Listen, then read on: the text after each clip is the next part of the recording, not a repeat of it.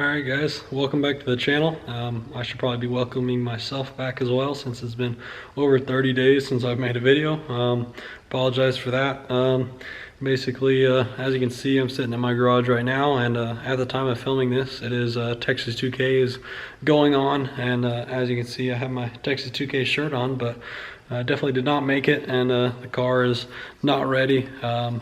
And yeah, that's kind of not making that, or not being able to make that, is kind of why I disappeared for a little bit, or part of it at least. Ended up finding out that I wasn't going to be able to get a spot like I thought I was, and I ran into some other delays, some in my control and some out of my control. So kind of just gave up on it for a little bit, which definitely wasn't the right move, and I could have made some other videos as well to give you guys some content, but I didn't do that, so I apologize for that.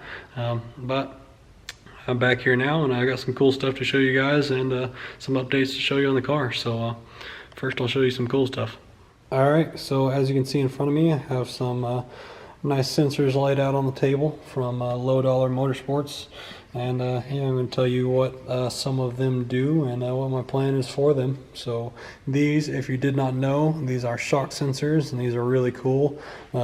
These will tell me what the suspension is doing, where it's at in the travel. These are 6-inch sensors, which will be plenty for me. I don't plan to have any more travel than that.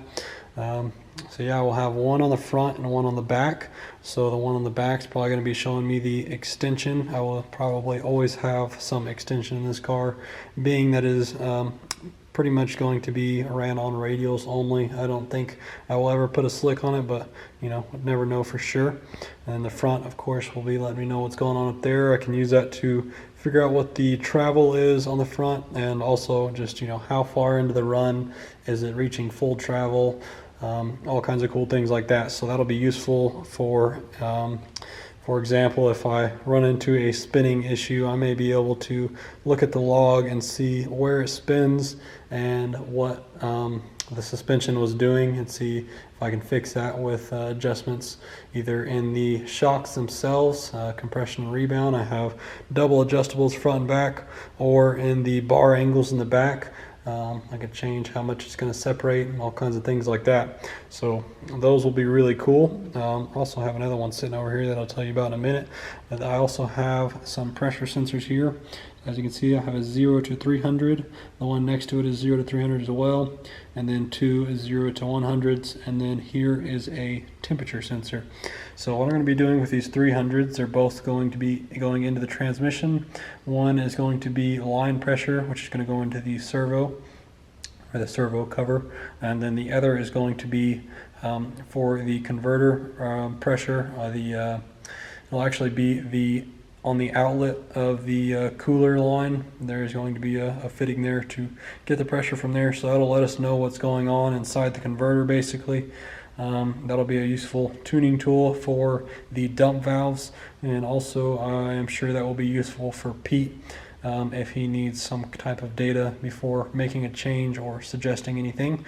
Then the 0 to 100s, one of them is going to be used as a coolant pressure sensor, just to see, it should let me know when the car starts to lift, or when the engine starts to lift ahead, and I can use that to I will more than likely just set it to revert to wastegate, so it'll keep from doing as much damage, or you know, maybe pull some timing and revert to wastegate just to make it a more instant change. We'll see what I decide to do with that.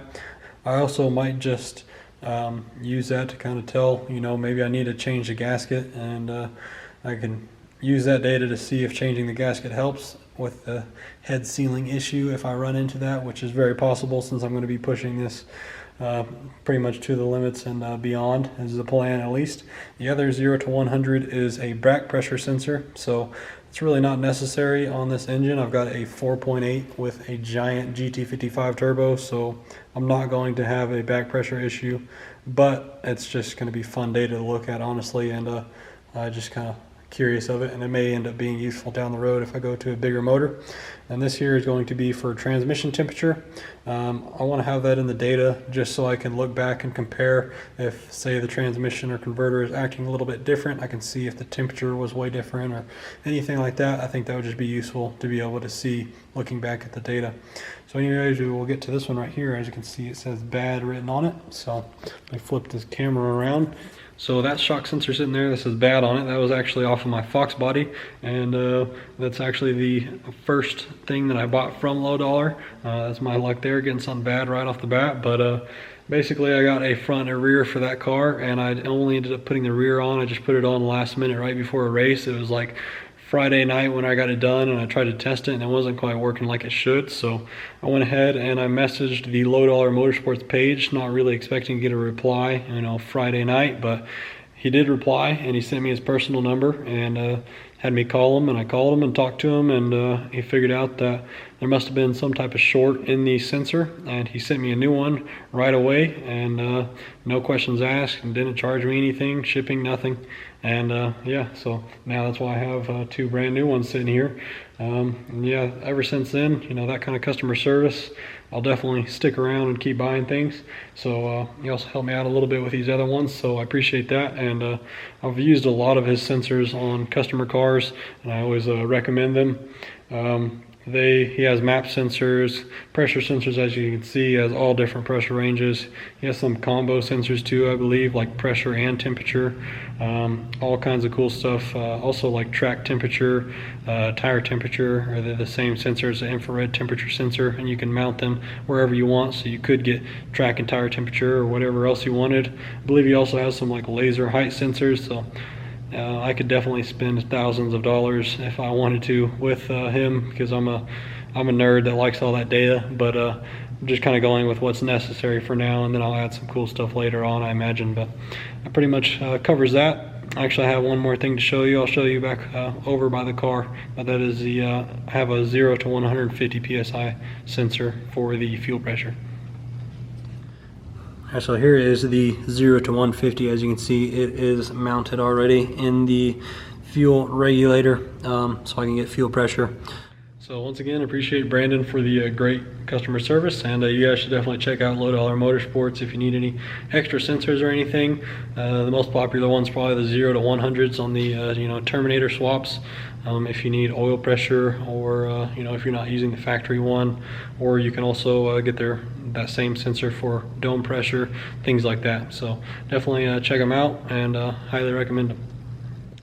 Alright, so we are over here by the car. It is hasn't made a whole lot of progress, as you will see, but I have got a few things done, and it's just about ready to go over to my buddy Streetcar Joseph Young. He's going to be doing the wiring and plumbing the cooling system, as well as plumbing and setting up that back pressure sensor and some other things. He's going to be doing he's not going to be changing much, if anything, on the main harness. Basically just going to be adding all the sensors and wiring all that in. So a little bit of fab work, a decent amount of wiring work. Also going to be wiring up the injector driver module for the second set of Bosch 210s. And yeah, I'm sure there's some other things that I'm forgetting, but he does some fantastic wiring work.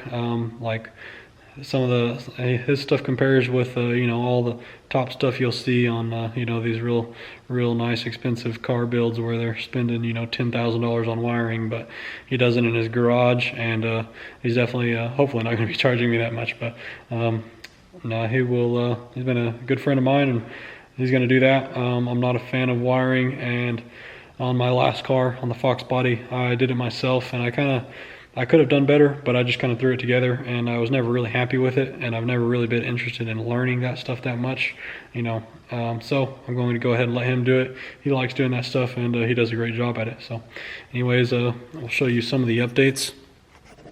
You also see on the valve cover, I have the mount for the IGN-1A, the smart coils. I am going to have to get a new valve cover, I believe, and just put this fitting somewhere else, because that is right where one of them is supposed to mount. This is just a Motion Raceworks mount for them. He's also going to be wiring up that. I've got the big wire kit for that, so I can really turn the power up for these, for the methanol, get as much spark as possible. As you can see, I have the injectors in it, except for this one over here. I actually ended up having a O-ring. Let's see if you can see this here. The O-ring, you can see there's like a small there's a small spot on there that it kind of got nicked up a little bit, and I feel like it probably wouldn't leak, but don't want to have any probablys, especially with methanol involved and high fuel pressure. I'll probably be running, you know, maybe not too high, but it's possible that we may end up getting up, you know, 60 plus base pressure. So don't want to have any chance of a leak and blowing fuel out on a header and starting a fire and things like that. You may have seen recently Tom Bailey had his car catch on fire because of an O-ring failure. So not something I want to play with, so I'm going to get another O-ring for that one before I put that in. This is my old set of 210s that I had originally. Whenever I just ran the car before on E85, it just had 8 210s. Now, of course, the methanol, I have 16 210s. This is a new set, and I also have the spacers on this bottom set. Since this is an LS1 height fuel rail, this is also obviously custom added. I had Chris Stewart do that. He's got that super nice green Nova. He did a great job on that. I got the transmission in. I don't think I showed that since the last video. I believe the last video was me finishing that up. I have that in, as well as the dump valves. I had to move those a little bit. Let's see if we can get under here and see that. I'm not sure how well you'll be able to see, but you should be able to tell that the dump valves are mounted a little bit different than they were in the video where the transmission was out and on the table. Is because the dump valves don't fit in the tunnel mounted like they were. Shout out to Pete over at Hughes for giving me the idea to mount them that way. It works great. Yeah, also another updates, I guess, is the fuel system stuff. I don't think I showed where I had the regulator mounted in the last one, and I have some fuel lines on. These are BMRS, Brown & Miller Racing Solutions crimp lines, and I custom measured for these and had them make them. This one right here, it looks like it's hitting the throttle, but it actually is not. I actually had to do some clearancing, if I can get this thing to focus, on the throttle in order to make it clear.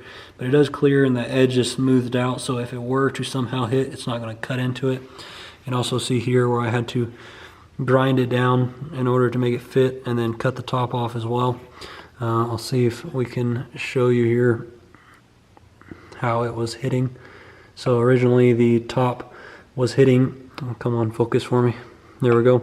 So originally the top was hitting there on that fitting. That sound you're hearing is it hitting on the stop down there, and then also this side was hitting on the side of the fitting. Can't really see that great, but so I grinded that up some, pulled that off and put it back on a few times to get that right. So that's all good to go.